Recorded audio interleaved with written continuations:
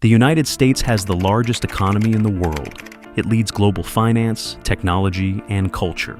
And yet, look at its map. A piece of America can only be reached by driving through Canada.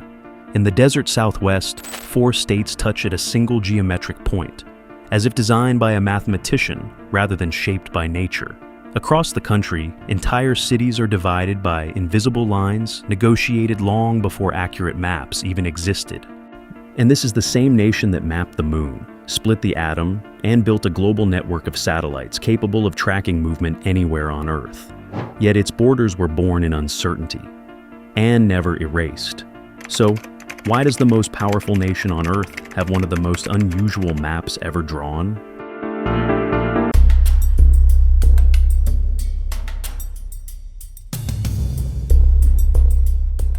The United States did not gradually grow into its borders. It expanded into them with a momentum that often exceeded at a dizzying speed. In 1783, the young republic covered roughly 892,000 square miles along the Atlantic coast. Just 70 years later, by 1853, it stretched nearly 3.5 million square miles from ocean to ocean.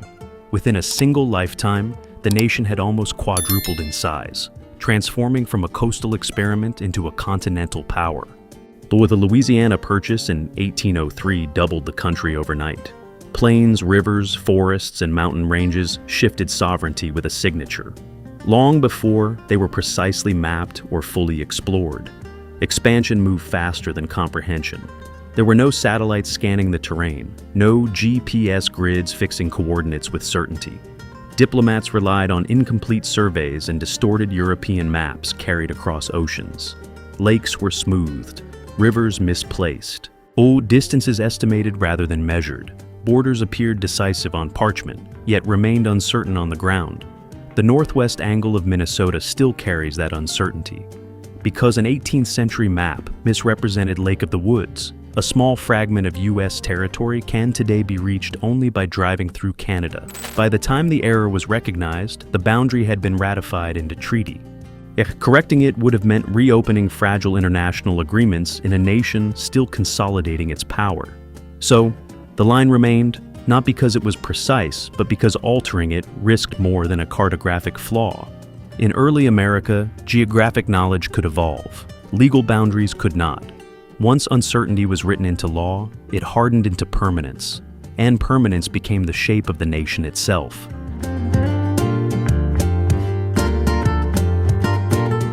The United States stretches across nearly 3.8 million square miles, from Arctic tundra to tropical coastline, from deserts below sea level to peaks above 14,000 feet. It is one of the most geographically diverse nations on Earth. And yet, for all its scale and power, its map hides something far stranger. Take the northwest angle of Minnesota. At first glance, it looks Canadian. But it isn't. It's American territory. And the only way to reach it by land is to drive through Canada. The reason? Is an 18th century map that misjudged the shape of Lake of the Woods. The border was drawn using flawed information. And once signed into treaty, it stayed. That pattern repeats itself. Look west to the US-Canada border. For nearly 2,000 miles, it follows the 49th parallel, a straight line slicing through mountains, forests, and coastline, as if geography were an afterthought. In fact, roughly 27% of US boundaries are defined not by rivers or ridgelines, but by lines of latitude and longitude. That's how you end up with places like Point Roberts, Washington, physically attached to Canada, legally part of the United States. To reach the rest of Washington by car, residents must cross an international border twice. Then there's the Midwest, divided into precise 6x6 mile townships. From above, it resembles graph paper stretched across the prairie. On a map, it looks orderly. On the ground, rivers curve, hills rise, and the land resists perfect symmetry. And that tension is the key. When straight lines are imposed on a curved world, irregularities aren't accidents, they're consequences. America's map doesn't look unusual because it was carelessly drawn. It looks unusual because it was drawn with confidence in geometry and compromise in reality.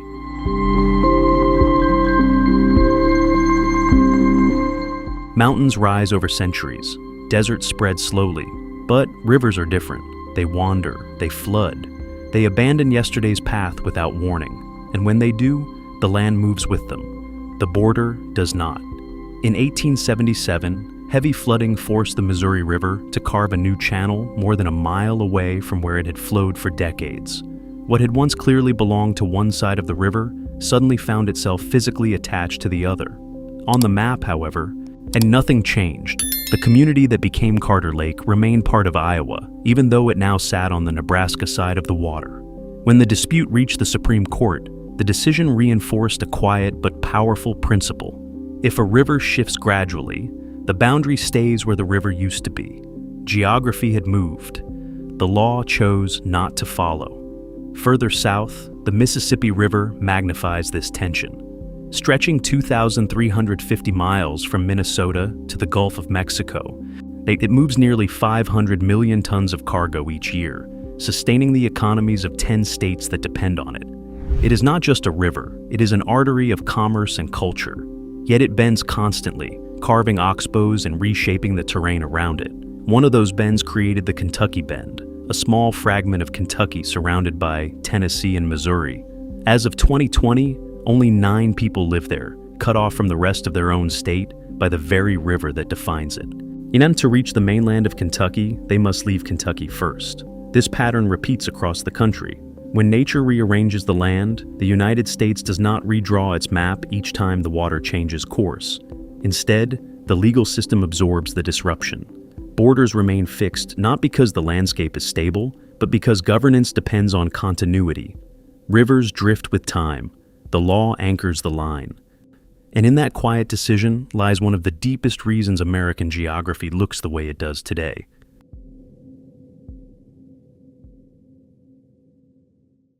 Not every strange border in the United States was drawn by accident. Some were drawn out of fear. As the young nation expanded, territory was never just about land. It was about power, representation in Congress, economic control, and the fragile balance between free and slave states. Every line carried political weight. Take the Missouri Booth Heel, the southeastern protrusion that makes Missouri look as if it is spilling into Arkansas. Originally, this land was not meant to be part of Missouri at all. During negotiations around the Missouri Compromise, the southern border was supposed to run straight across. But a wealthy landowner, John Hardeman Walker, lobbied aggressively to have the area included within Missouri's boundaries, arguing that his economic interests aligned more closely with that state. Congress agreed. The result was the addition of roughly 3,000 square kilometers to Missouri, not because geography demanded it, but because political influence made it convenient. A straight line was bent to protect local interests. The same tension played out in the so-called Toledo War of 1835 to 1836, a boundary dispute between Michigan and Ohio over a narrow strip of land surrounding the city of Toledo. Militias mobilized, rhetoric escalated, yet the conflict produced almost no casualties and minimal damage. In the end, compromise prevailed. Ohio retained the Toledo Strip, and securing access to Lake Erie and its economic advantages. Michigan, in exchange, received the Upper Peninsula, a vast 16,377 square mile territory bordering 3 Great Lakes. At the time, many viewed the Upper Peninsula as a consolation prize, cold, remote, and largely useless. But within decades, rich deposits of iron ore, timber, and other natural resources transformed it into one of the most valuable regions in the Midwest. What appeared to be a loss became an unexpected gain. And that pattern matters. Again and again, the United States chose negotiation over escalation. Instead of redrawing maps through prolonged conflict, leaders often accepted imperfect lines in order to preserve unity. The result is a national map that sometimes looks irregular, even awkward.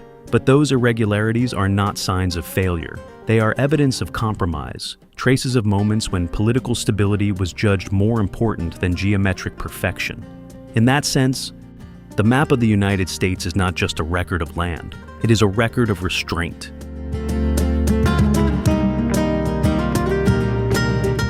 By this point, the strangeness of America's map might seem political or procedural.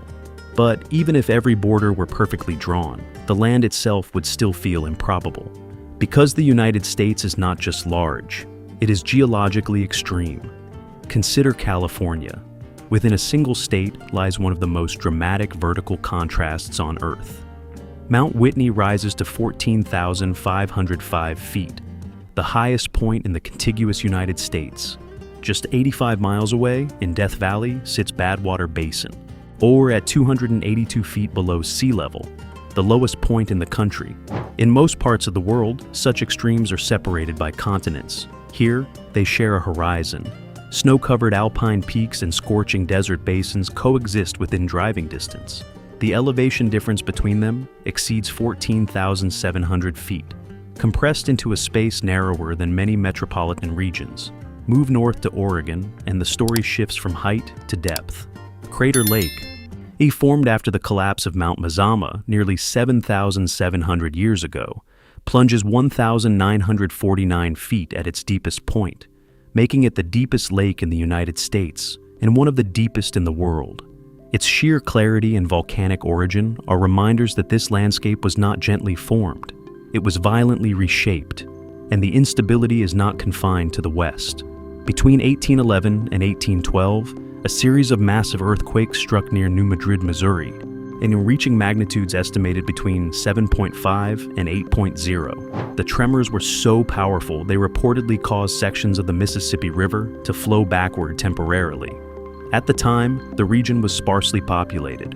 If a similar sequence were to occur today, modern projections suggest damages could exceed $100 billion, affecting infrastructure across multiple states.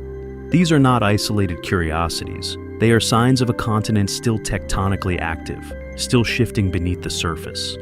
The United States is not unique merely because it spans oceans. It is unique because within its borders coexist alpine extremes, desert basins, volcanic calderas, and seismic fault zones, compressed into a single political entity. The map may look irregular because of history, but the land itself is extraordinary because of geology. And that combination, political compromise layered over tectonic volatility, is what makes American geography feel unlike anywhere else.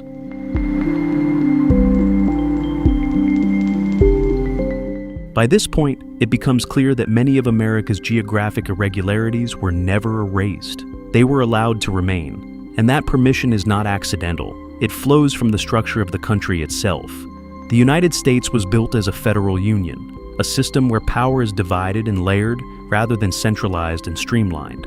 States retain autonomy, local systems endure, and unless instability threatens the union, new arrangements are rarely dismantled simply for the sake of elegance. Take Virginia. It contains 38 independent cities that belong to no county at all. In most of the country, cities are neatly nested within county boundaries. In Virginia, they stand administratively alone. Separate courts, separate jurisdictions, separate school systems. It appears irregular on paper, yet the structure persists because federalism permits variation. Look at New York City. Its 5 boroughs, Manhattan, and Brooklyn, Queens, the Bronx, and Staten Island are also 5 counties. Yet the city government supersedes county authority, reversing the normal hierarchy seen elsewhere. This unconventional structure governs a metropolitan economy, producing nearly $2 trillion in GDP, rivaling entire nations. The design is unusual. The system functions. Then there is Texarkana, one continuous city divided by a painted state line. Stand on one side of the street and you are in Texas. Step across and you are in Arkansas. 2 tax systems, 2 legal codes, 1 shared courthouse. The border is real, yet daily life flows across it. A centralized government might smooth these inconsistencies. It might redraw boundaries, merge jurisdictions, and standardize authority to make the map appear cleaner. Federalism does something different. It tolerates asymmetry if unity holds. It allows imperfection if stability is preserved. As a centralized state seeks to fix the map so it looks coherent. A federal system accepts that coherence is less important than consent. And that distinction explains why so many geographic anomalies endure. They are not oversights. They are negotiated outcomes, preserved because altering them would cost more politically than leaving them in place. The American map is not shaped by aesthetic design. It is shaped by a system willing to live with imperfection in exchange for stability. So, why is U.S. geography so unique? Because it was shaped by 5 powerful forces. First, the nation expanded too fast. Between 1783 and 1853, it nearly quadrupled in size. Borders were drawn before the land was fully understood. Second, geometry often replaced nature. Straight lines of latitude and longitude cut across mountains and rivers, creating boundaries that looked clean on maps, but not on the ground. Third, political compromise froze imperfect lines in place. From the Missouri boot heel to the Toledo settlement, stability mattered more than symmetry. Fourth, rivers became borders. Even though rivers move, when the Missouri or Mississippi shifted, the law did not. Geography changed, the boundary stayed. And finally, federalism allowed irregularities to endure. In a decentralized system, unity outweighs uniformity. Imperfection is tolerated if order holds. The United States is not just vast, it is layered. Speed, geometry, negotiation, nature, and federal balance, all preserved in law. Its map looks unusual because its history was negotiated, not engineered. And that may be the real answer. If you found this perspective valuable, consider subscribing. And let me know which geographic anomaly you'd like to explore next.